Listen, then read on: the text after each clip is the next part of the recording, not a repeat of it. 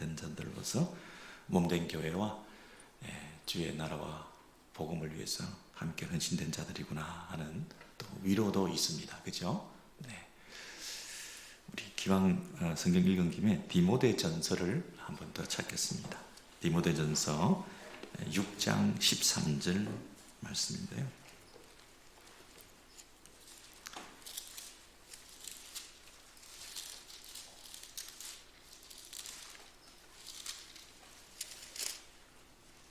네, 디모데전서 342면 디모데전서 6장 13절 14절 우리 같이 읽겠습니다. 디모데전서 6장 13절과 14절을 같이 읽겠습니다. 시작. 만물을 살게 하신 하나님 앞과 본디오 빌라도를 향하여 선한 증언을 하신 그리스도 예수 앞에서 내가 너를 명하노니 우리 주 예수 그리스도께서 나타나실 때까지 흠도 없고 책망받을 것도 없이 이 명령을 지키라. 아멘. 우리 13절 한 번 더 보시면요. 하나님과 예수 앞에서 이렇게 돼 있죠.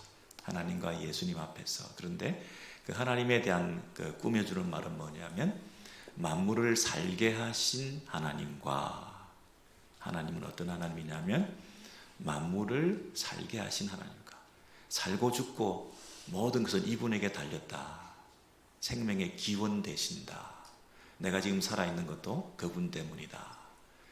만물을 살게 하신 하나님과, 그 다음에 그리스도 예수는 어떻게 꾸며지나요?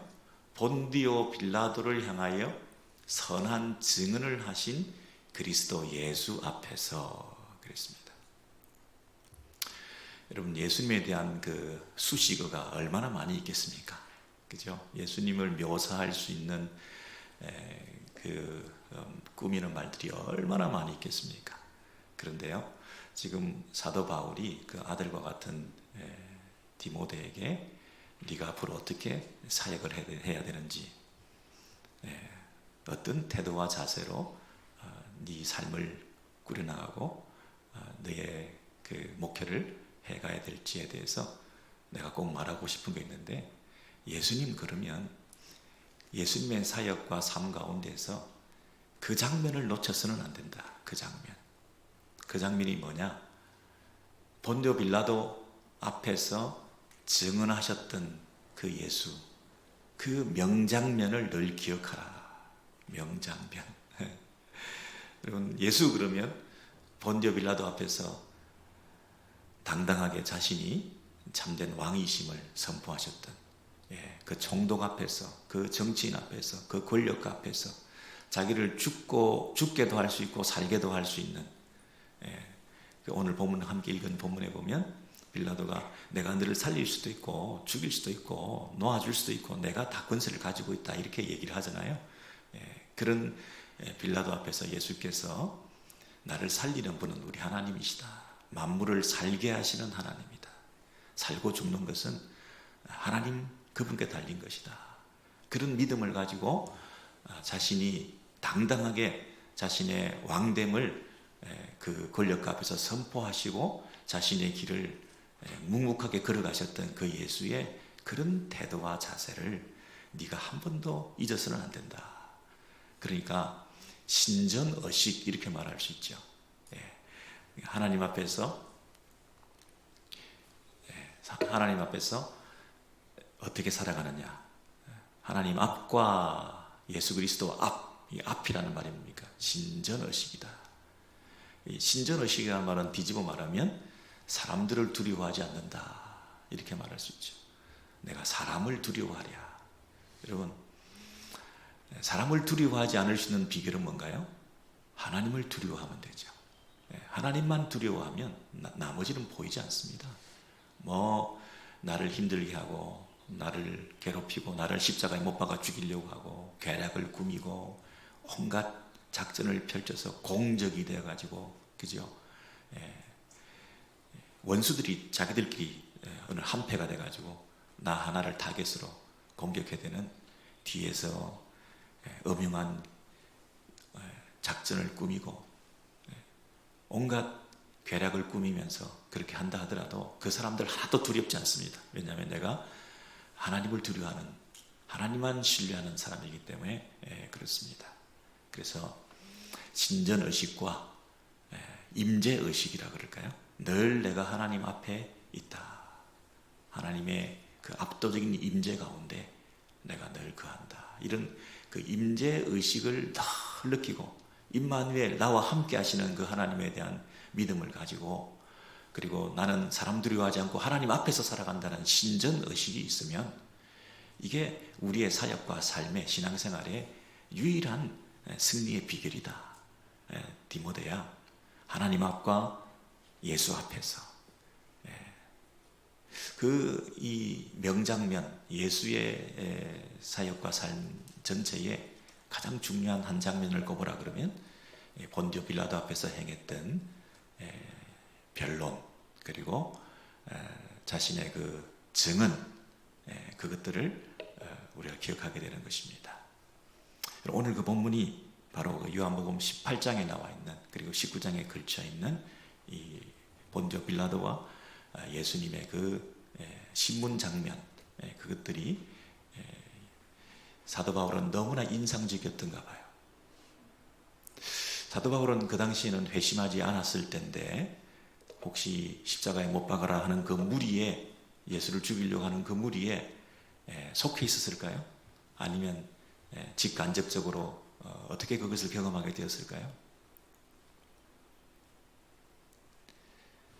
빌라도 앞에서 증언하셨던 예수, 그 장면, 그게 너무나 사도 바울 입장에서는 깊은 감동이 되었던 것 같아요. 그래서 평생 그 장면을 생각하면서 신전의식과 임재의식에 투철해서 자기가 그 인생을 살아왔고, 그리고 이제 인생을 마감하며 후배에게 이 사역을 물려줄 때도 그 똑같은 하나님 앞에서 살아가는 그 모습 그대로 네가 살면 된다, 이렇게 말씀해 주시는 거죠. 동일하게 저와 여러분도 이런 명장면들이 좀 있으면 좋겠습니다. 하나님 앞과 예수 앞에서 살아갈 때 어떻게 당당하고, 어떻게 하나님 보시기에 부끄럽지 않은 그런, 사람들 앞에 굽신거리지 않고, 사람들을 두려워하고 쭈삣쭈삣하고 머뭇거리고 그러지 않고 이 확신 가운데 살아갈 수 있느냐. 이게 정말 명장면이 될 것 같다. 일평생 내가 그냥 주눅 들어서 살아왔는데 정말 한 번 정도는 이 명장면을 남기자. 당당하게 예수 앞에서, 하나님 앞에서 이 예수를 증거하는 신자다움을 드러내는, 나는 예수 믿는 사람이야, 나 사람 두려워하지 않아, 이런 어떤 용기 있는, 비겁하지 않은 이런 모습을 좀 한번 남기자. 그런 마음으로 이 본문을 대하게 되는데요, 그 대비가 되는 한 사람, 본디오 빌라도라고 하는 이분과 또 예수님의 이 모습이 서로 대비가 되다 보니까 오히려 이거 예수님이 더 잘 드러나는 거죠. 왜냐하면 이 본디오 빌라도는 비겁한 존재였거든요. 당당하지 못했거든요. 머뭇거렸거든요. 우유부단했거든요. 왔다 갔다 했거든요. 그런 모습에 비해서 예수님은 더 잘, 그 아름다운 모습이, 명장면이 더 잘 드러나는 그런 모습을 본문에서 확인할 수 있어요. 본디오 빌라도는 예수님에 대한 신문을 하다 보니까 속으로 확신한 게 있었어요. 그게 뭡니까?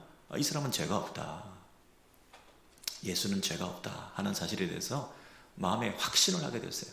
그럼 무죄 선언을 하면 되죠. 무죄 선고를 내리면 됩니다. 그런데 여러 가지 고려해야 될 게 많아요. 사람을 두려워했어요. 여론을 주시하게 되었어요. 그리고 자기보다 더 상전인 로마에 대한 그 중앙 정부의 눈치를 살피게 되었어요. 고려할 점들이 너무 많아. 그러다 보니까 분명한 확신대로 살지 못했어요. 오늘날까지 이 본디오 빌라도에게 고난을 받으시고 이러면서 사도신경 맨날 우리가 하면서 그 오명을 그 집안 대대로 뒤집어 쓰면서 살게 되지 않았습니까? 명장면을 남기지 못했어요. 아주 부끄러운 장면을 남기게 되었어요. 3번이나 예수는 죄가 없다, 이렇게 이 본문 속에서 나오는데요, 여러분 한번 살펴보시겠어요? 18장 거기 바로 앞에 한 절에 38절부터 시작되는 게 더 좋은데요. 여러분 38절에 18장 38절에 보시면 첫 번째, 빌라도가 이르되 진리가 무엇이냐 하더라. 이 말을 하고 다시 유대인들에게 나가서 이르되 나는 그에게서 아무 죄도 찾지 못하였노라. 이렇게 말합니다. 여러분 빌라도가 다시 유대인들에게 나가서, 이 말은 무슨 말일까요? 다시 나가서 지금 왔다 갔다 하고 있는 장면을 우리가 볼 수 있습니다.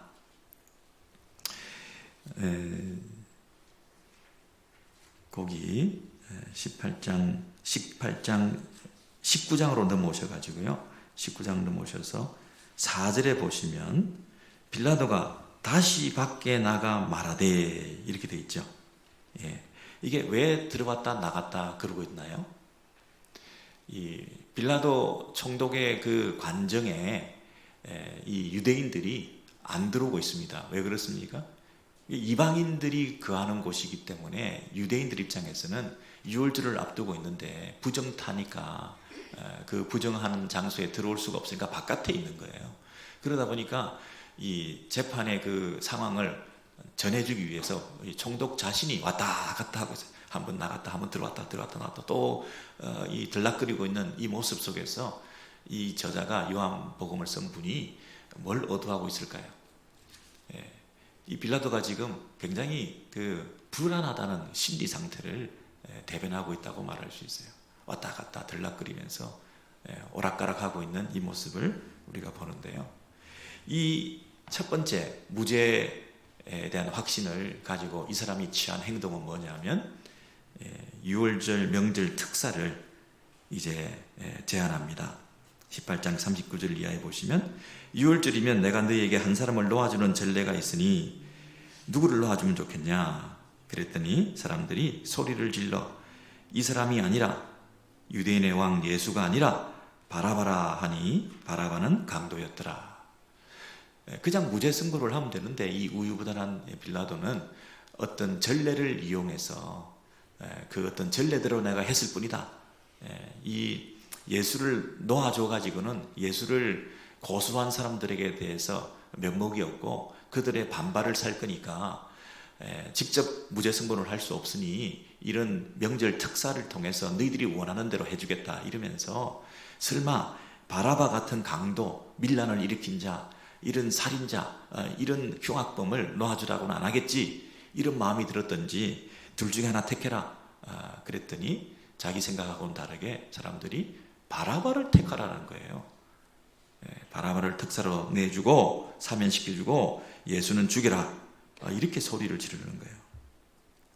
두 번째로 이 무죄 선고를 하고 싶었는데 못하는 경우가 4절 이하에 나오는데 빌라도가 다시 밖에 나가 말하되 보라 이 사람을 데리고 너희에게 나오나니 이는 내가 그에게서 아무 죄도 찾지 못한 것을 너희로 알게 하려 함이라 그랬습니다. 죄가 없다.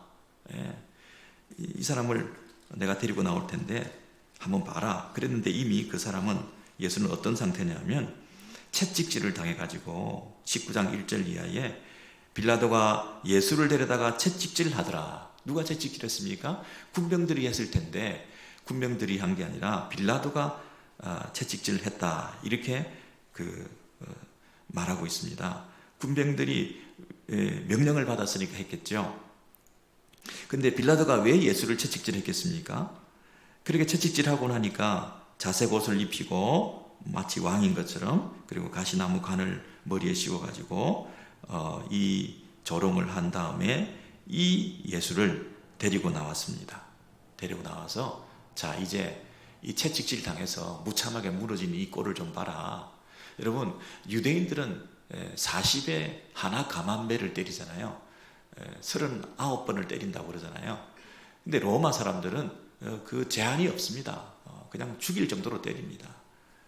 이 절제라는 게 없죠. 신명기법에 의하면 사람이 죽을지 모르니까 최소한의 그 인권 보호 차원에서 이 40대 이상을 때리지 마라 그렇게 말합니다. 근데 40대까지 하면 잘못하면 실수해가지고 41대를 때릴 수 있잖아요. 그러니까 처음부터 40까지 가지 말고 39대만 때려서 최소한 이 사람의 생명을 유지할 수 있도록 해줘라. 너무 많이 때리는 거는 무참하지 않냐? 그건 안 된다. 비인권적이다. 그것은. 그래서 유대인들은 그렇게 했지만 이 로마 군병들은 그런 거 없습니다. 뭐 그냥 이 아주 그 뼈다귀를 이 금속을 그 채찍에 그 마지막에 달아서 막 때리면 살점이 떨어져 나가고 정말 무참한 거 아닙니까? 그 비참한 이 채찍질을 하게 한 다음에 옷을 입히고 조롱하고 그렇게 해서 그들을 데리고 나왔습니다. 자, 이 사람 무죄하다. 한번 봐라. 내가 이 사람 데리고 나왔다. 이 얘기는 무슨 얘기입니까?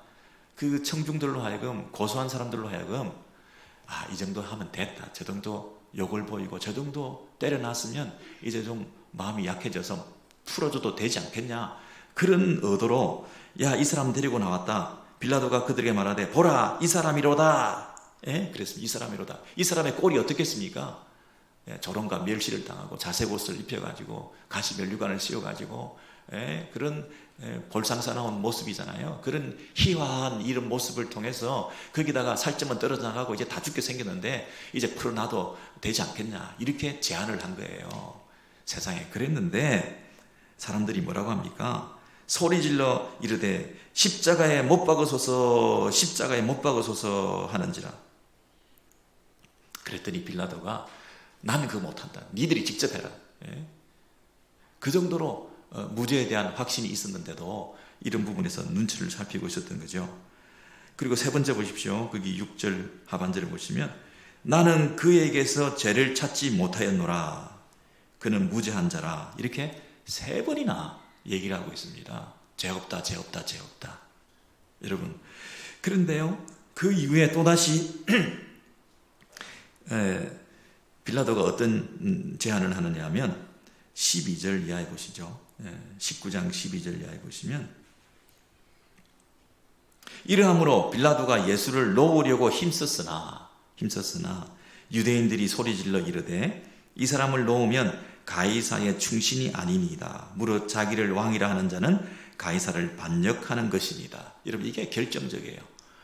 명예욕, 출세욕에 사로잡혀 있는 이 빌라도 입장에서는 가이사, 이 황제의 눈치를 볼 수밖에 없는 거죠.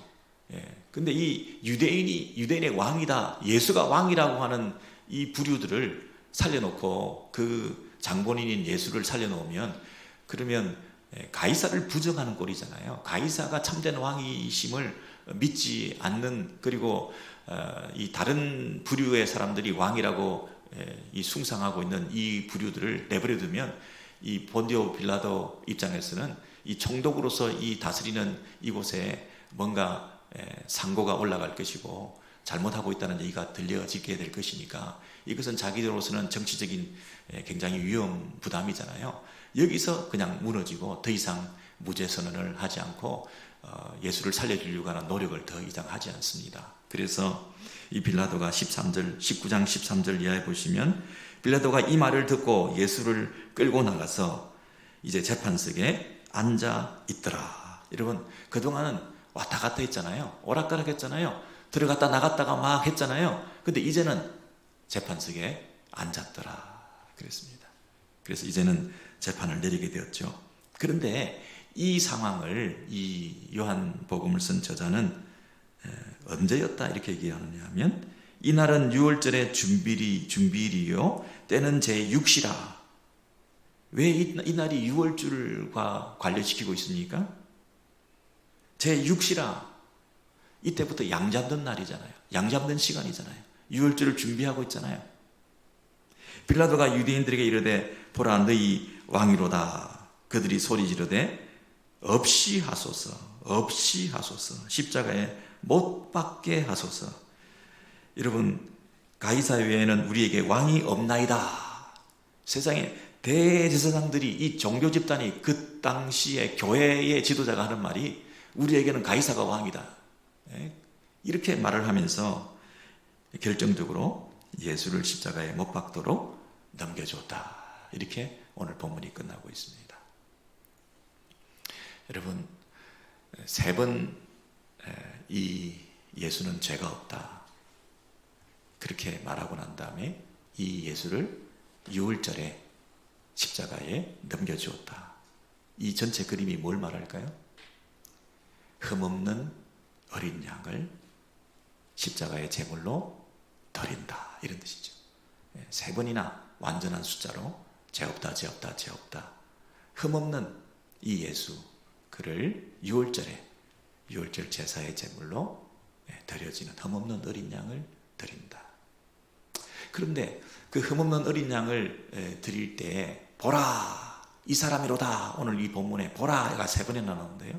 여기서 많이 듣던 얘기죠. 보라 세상 죄를 지고 가는 어린 양을 보라. 이 사람이다. 이 사람이다. 여러분 그런데요. 그 예수를 마지막까지 사람들이 뭐라고 합니까? 없이 하소서 없이 하소서 제거하소서 제거하소서 이렇게 외치고 있는데요. 그 단어가 아이야오라는 제거하소서 제거하소서 이 똑같은 단어가 어디서인지 아십니까? 아이로라는 이 단어가 어디서인지 아십니까? 세상 죄를 지고 가는 할 때 지고 가는 세상 죄를 제거하는 세상 죄를 제거하는 세상 죄를 없이 하는 이 어린 양을 보라. 아이로 아이로 이 군병들을 향해서 이 무리들이 뭐라고 얘기합니까? 예수를 없이 하소서 없이 하소서. 여러분 예수의 없어짐을 통해서 예수가 제거됨을 통하여 죄가 없어지는 이 구속의 역사를 이루어 가시는 전체 그림은 누가 이끌어가고 계십니까? 빌라도가 이 모든 것을 주관하고 있나요? 군병들이 예수를 죽이고 있나요? 유대인들이 대제사장들이 이렇게 고함을 질러서 소리 질러서 십자가에 못 박아라 못 박아라 했기 때문에 예수가 지금 십자가에 못 박혔나요? 여러분 오히려 우리는 여기서 하나님의 모습을 보게 됩니다. 이렇게까지 표현해서 좀 어색할지 모르겠습니다만 십자가에 못 박아 죽이소서 예수를 죽이소서라고 소리치르는 그 아우성들은 죄악된 인간의 그 부패한 본성에서부터 나오는 이기심과 기득권을 지키려고 하는 자기의 그 욕망을 사수하려고 하는 그 집단들이 부르짖는 아우성이 아니고요. 예수를 죽이려고 하는 그 아우성은 하나님, 공의로우신 하나님이 예수를 십자가에 못 박아라. 예수를 제거해라. 예수를 죽여라. 하나님의 아우성 아니었을까요? 공의로우신 하나님께서 예수를 십자가에 못 박아 죽임으로 말미암아 예수를 십자가에 못 박아 죽이라고 하는 그 무리들의 모든 죄악된 본성까지도 제거하시기 위한 그들을 용서하시기 위한 하나님의 눈물 어린 외침 아니었을까요? 그들이 바라바를 선택해라. 그게 그들의 선택이었을까요? 하나님의 선택 아니었을까요? 바라바를 십자가에 죽여가지고는 일이 됩니까? 그 강도 살인자를 죽여가지고 무슨 죄 없는 하나님 아들의 죽으심의 효력이 나타나겠습니까? 한 사람이라도 구원할 수 있겠습니까? 바라바가 죽여가지고는 하나님이 공의로우신 하나님이 내 아들을 죽여라. 예수를 죽여라. 여러분 이 명장면을 우리 마음속에 꼭 기억하십시오. 공의로우신 하나님 그리고 그 공의로우신 하나님 앞에서 순종해서 빌라도 총독이라는 권력가 앞에서도 자신의 왕됨과 자신의 그 죽음에 대한 두려움을 떨쳐버리지 아니하시고 묵묵하게 그 죽음의 길을 걸어가심으로 말미암아 온 인류를 살리시는 참된 구원자가 되셨던 그 당당함, 그 순종의 길, 오직 하나님을 두려워하고 하나님을 신뢰하며 내가 죽어도 하나님을 신뢰하고 내 영혼을 하나님께 맡겨드리면서 저들을 용서하여 주옵소서. 이렇게 용서의 기도를 드렸던 그 예수의 아름다운 모습, 이것이 우리의 내리 속에 남아있는 명장면이 되어서 우리도 그렇게 살아가야 되지 않겠습니까? 하나님 앞에서 살고 죽는 하나님 앞에 달린 것이다. 하나님 앞에서 본디오 빌라도 앞에서 선한 증언을 하셨던 예수 그리스도 앞에서 우리가 살아야 되지 않겠습니까? 사람을 두려워하지 말고 용서하는 마음으로 모든 것을 품어안고 나를 공격하고 나를 조롱하는 저들을 위해서 용서의 기도를 드릴 수 있는 그런 모습으로 예수의 가신 그 길을 우리가 걸어가야 되지 않겠습니까? 고난주간 특별 새벽기도 저와 여러분에게 개인적으로 다 특별하실 수 있기를 주의 이름으로 소원합니다.